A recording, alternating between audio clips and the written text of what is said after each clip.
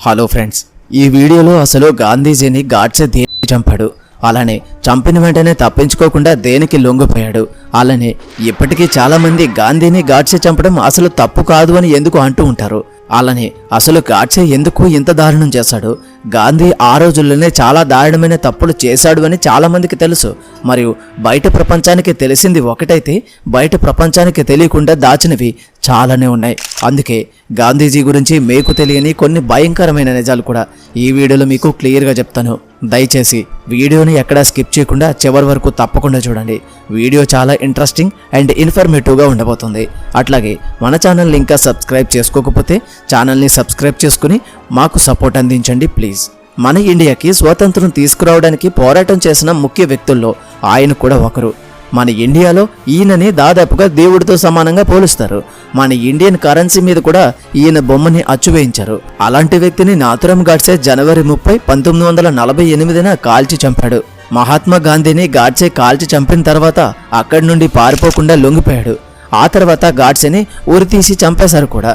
అయితే అసలు గాడ్సే ఎవరు, గాంధీని ఎందుకు చంపాడు, చంపి పారిపోకుండా దేనికి లొంగిపోయాడు అనే విషయాలు ఈ వీడియోలో మనం క్లియర్గా తెలుసుకుందాం. నాథురామ్ గాడ్సే ఈయన సొంత ఊరు పూణే. ఆయన ఒక బ్రాహ్మణ కుటుంబంలో జన్మించారు. ఆయన తన చిన్నప్పటి నుండి స్వాతంత్ర పోరాట యోధుల నుంచి చాలా నేర్చుకుని ఆయన కూడా ఒక స్వతంత్ర పోరాట యోధుడిగా మారాలని భావించాడు. ఆయన చదువును మధ్యలోనే నిలిపివేసి ఆర్ఎస్ఎస్లో జాయిన్ అయ్యాడు. గాడ్సే హిందూ రాష్ట్ర అనే పేరుతో ఒక సొంత వార్తా పత్రికను కూడా స్టార్ట్ చేశాడు. ఆ తర్వాత ఆయన తన సొంతంగా ఒక గ్రూప్ని ఫామ్ చేశాడు. ఆ గ్రూప్ యొక్క లక్ష్యం స్వాతంత్రం కోసం పోరాటం చేయడం మాత్రమే. గాడ్సేకి గాంధీ అంటే చాలా ఇష్టమైన స్వాతంత్ర సమరయోధుడు. గాంధీజీ సివిల్ డిజోబిడియన్స్ మూవ్మెంట్ అని ఒక ఉద్యమం మొదలుపెట్టినప్పుడు గాడ్సే ఆ ఉద్యమంలో చాలా చురుగ్గా పాల్గొనేవాడు. కొంతకాలానికి గాడ్సే గాంధీకి వ్యతిరేకంగా మారిపోయాడు. ఎందుకు అలా మారిపోయాడనేది ఎవరికీ అర్థం కాలేదు. అయితే దానికి కారణం ఏంటంటే గాంధీజీ అవలంబించే అహింసావాదం వలన హిందువులు బలహీనంగా అవుతున్నారు అని, అలానే హిందువులు భయస్థులుగా మారిపోతున్నారని భావించేవాడు. అలానే గాంధీజీ ఒక ముస్లిం వాది అని, హిందువులకు వ్యతిరేకమని, అలానే ఇండియాలో లక్షల మంది చనిపోవడానికి గాంధీజీని ముఖ్య కారణమని చాలా ఎక్కువగా నమ్మేవాడు గాడ్సే. ఇండియా నుండి పాకిస్తాన్ విడిపోతే బ్రిటిష్ వాళ్ళు పెట్టిన హిందూ ముస్లిం గొడవలు పూర్తిగా తొలగించాలి. కానీ అలా చేయలేదు గాంధీజీ. ప్రస్తుతం ఇండియాలో ఉండే హిందువులు మరియు ముస్లింలు చాలా బాగా ఉంటున్నారు. ఒకవేళ పాకిస్తాన్ ఇవ్వకపోతే ఆ ముస్లింలు కూడా బాగానే కలిసి ఉండేవారు. అలానే మనకి ఒక శత్రు దేశం కూడా ఉండేది కాదు. కానీ పాకిస్తాన్కి సెపరేట్ దేశం ఎందుకు ఇచ్చాడు, అలానే అసలు అలా ఇవ్వాల్సిన అవసరం దేనికి వచ్చింది అని, అలాగే దేశం విడిపోతున్న సమయంలో మన దగ్గర డబ్బులు లేకపోయినా సరే పాకిస్తాన్ కోసం అప్పు చేసి 55 కోట్ల రూపాయలు దేనికి ఇచ్చాడు అని గాంధీ గురించి చాలా ఎక్కువగా కోపంలో ఆలోచిస్తూ ఉండేవాడు గాడ్సే.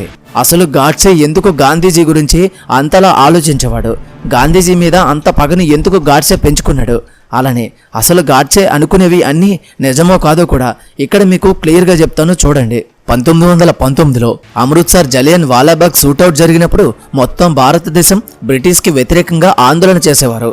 ఆ దురంతానికి కారణమైన డయాగ్నీని ఉరితీయాలి అని అందరూ భావించారు. ఆందోళనలు కూడా చేశారు. కానీ గాంధీజీ ఆ నిర్ణయాన్ని నిర్మోహమాటంగా నిరాకరించారు. అంతేకాదు కేరళకు సంబంధించిన ముస్లిమ్స్ మోప్లాకి సంబంధించిన 1600 మంది హిందువులను చంపి మరియు 10,000 మందిని ముస్లిం మతంలోనికి మార్చినప్పుడు గాంధీజీ ఈ చర్యలపైన ఎలాంటి చర్య తీసుకోలేదు, అలానే ఎలాంటి రెస్పాండ్ కూడా అవ్వలేదు. నేతాజీ సుభాష్ చంద్రబోస్ను కాంగ్రెస్ పార్టీ ప్రెసిడెంట్గా ఎంచుకున్నప్పుడు కనీసం స్వాగతించలేదు. అంతేకాదు సుభాష్ చంద్రబోస్ని రాజీనామా చేయాలని ఒత్తిడి చేసేవారట గాంధీ గారు. ఇండియాలో ఉండే జమ్మూ కాశ్మీర్ని అప్పుడు హర్సింగ్ అనే ఒక రాజు పాలించేవాడు. కానీ గాంధీజీ ఏమన్నారంటే జమ్మూ కాశ్మీర్లో ముస్లింలు ఎక్కువగా ఉన్నారు కాబట్టి దానిని పాలించే వాళ్ళు ముస్లిమ్స్ అయి ఉంటే బాగుంటుంది అని గాంధీ గారు అన్నారట. ఇది వినడానికి బాగానే ఉంది. కానీ అత్యధిక హిందూ జనాభా కలిగిన భారతదేశ నడిబొడ్డును ఉన్న హైదరాబాద్ని ఆ రోజుల్లోనే ఒక ముస్లిం వ్యక్తి పాలించేవాడు. అయితే గాంధీజీ గారు ఇక్కడ హిందువులు ఎక్కువగా ఉన్నారు కాబట్టి పాలించే వాళ్ళు కూడా హిందువులే ఉండాలని అనలేదట. అంతేకాదు ముస్లిం రాజుకి సపోర్ట్ చేసేవారట. ఇవి చూసిన ఎవరికైనా సరే ఒకటే అనిపిస్తుంది, గాంధీజీ గారు నిజంగానే హిందువులను అణిచివేస్తున్నారు అని. కొసమెరుపుగా గాంధీజీ ఒక గుడిలో పూజ చేస్తున్న సమయంలో ఖురాన్ చదివారట. దానితో అక్కడ ఉన్న వారంతా చాలా ఎక్కువగా వ్యతిరేకించారు. కానీ గాంధీజీ అవేవి అస్సలు దేకను కూడా దేకలేదట. అలాగే స్వాతంత్రం తర్వాత ఇండియన్ ప్రైమ్ మినిస్టర్ని ఎంచుకునే పోటీ జరుగుతుంది. ఆ పోటీలో 15 మందిలో 12 మంది సర్దార్ వల్లభాయ్ పటేల్ని ప్రైమ్ మినిస్టర్గా ఎంచుకున్నారు. కానీ ఇక్కడ ట్విస్ట్ ఏంటంటే సర్దార్ వల్లభాయ్ పటేల్ని పీఎం పదవి స్వీకరించకుండా రాజీనామా చేయాలని గాంధీజీ చాలా ఒత్తిడి చేశారు. అలా ఆయన రాజీనామా చేసిన తర్వాత జవహర్ లాల్ నెహ్రూ గారిని భారతదేశ పీఎంగా ఎంచుకున్నారు. ఆ తర్వాత ఆయన చాలా ఎక్కువగా దేశం కోసం మంచి నిర్ణయాలు తీసుకుని బాగానే పాలించారు. ఆ తర్వాత జూన్ 1947న దేశ విభజన పేరుతో ఎంతోమంది చనిపోయారు. కానీ గాంధీ గారు ఎలాంటి రెస్పాండ్ లేకుండా అలానే ఉండిపోయారు. అయితే ఇండియా పాక్ విభజన కారణంగా 55 కోట్లు ఇవ్వాల్సి ఉంది. కానీ సర్దార్ వల్లభాయ్ పటేల్ గారు తెలివిగా ఆలోచించి 55 కోట్లను తన దగ్గర ఉంచి ఒక రూల్ పెట్టారు.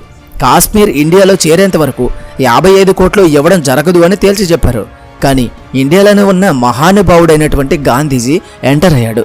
ఆ డబ్బు ఎప్పటి వరకు పాక్కి ఇవ్వరో అప్పటి వరకు నేను నిరాహార దీక్ష చేస్తాను అని గాంధీజీ అన్నారు. ఈ విధంగా ఆ డబ్బు చెల్లించే వరకు గాంధీజీ దేశం మొత్తం మీద ఒత్తిడి తీసుకొచ్చి నిరాహార దీక్ష చేశాడు. గాంధీ చేసిన ఆ పని వలన కాశ్మీర్ని ఇండియాలో కలుపుకోవడంలో ఇండియా బాగా విఫలమైంది. ఇవన్నీ చూసిన గాడ్సే గాంధీజీ దేశాన్ని నాశనం చేస్తాడు. ఇక ముందు పాకిస్తాన్కి ఇండియా మొత్తం భయపడే విధంగా చేస్తాడు. ఇండియాని పాకిస్తాన్కి అమ్మేస్తాడని ఆలోచించి గాంధీజీ బ్రతికి ఉంటే దేశానికి ముప్పు అని భావించి గాంధీజీని గాడ్సే గన్తో కాల్చి చంపేశాడు. చంపేసిన వెంటనే పోలీసులకు లొంగిపోయాడు. అయితే మనమంతా ఒక్కసారి గాడ్సే వైపు నుండి కూడా ఆలోచించాలి. ఎందుకంటే ఆ రోజు గాంధీ చేసిన పనుల కారణంగా ఈరోజు ఇండియా కాశ్మీర్ను పూర్తి స్థాయిలో సొంతం చేసుకోలేకపోయింది. ఆ రోజు గాంధీ చేసిన తప్పు వల్లనే ఈరోజు పాక్ మనతో శత్రువులుగా మారి పట్టి పీడిస్తున్నారు. అలానే ఆ రోజు గాంధీ నిరాహార దీక్ష చేసి 55 కోట్ల రూపాయలు ఇవ్వకపోయి ఉంటే ఈరోజు మొత్తం వేరేలా ఉండేది. అలానే గాంధీ గారు ఎప్పుడూ కూడా బ్రిటిష్ వారికి సపోర్టర్గానే ఉండేవారు, కానీ మన దేశానికి కాదు. అయితే ఇక్కడ చాలామంది నువ్వు చెప్పేది అబద్ధాలు అని అనవచ్చు. ఒక పాయింట్ మీరు బాగా ఆలోచించండి. మన దేశం తరపున ఎంతోమంది స్వాతంత్రం కోసం పోరాడారు. గాంధీలానే ఎంతోమంది శాంతియుతంగా పోరాటాలు చేశారు. కానీ వాళ్ళంతా చూసిన నరకం, దారుణాలు ఈయన దేనికి చూడలేదు. అంతమంది పోరాటంలో మరణించారు, కానీ ఈయన వంటి మీద ఒక దెబ్బ కూడా ఎందుకు పడలేదు. ఇక్కడ నిజాలను దాచిపెట్టేశారు, అబద్ధాలను నిజాలుగా. ఆ రోజుల్లో కాంగ్రెస్ పత్రాలపైన కాగితాలపైన ముద్రించి ప్రపంచానికి గాంధీ మాత్రమే స్వతంత్రం తెచ్చాడని చూపించింది. కానీ గాడ్సే ఇలా దేనికి చేశాడు అనేది తెలుసుకునే ప్రయత్నంలో అన్ని నిజాలు బయట ప్రపంచానికి తెలిసాయి. అయితే గాడ్సే వైపు నుండి చూస్తే గాంధీని చంపడం తప్పు కాదు అనిపిస్తుంది. కానీ మరొక వైపు చూస్తే దేశ స్వాతంత్రం కోసం పోరాటం చేసి స్వాతంత్రం తెచ్చే ప్రయత్నంలో ఈయన వంతు పోరాటం చేసిన వ్యక్తిని ఇలా చేయడం తప్పు అనిపిస్తుంది.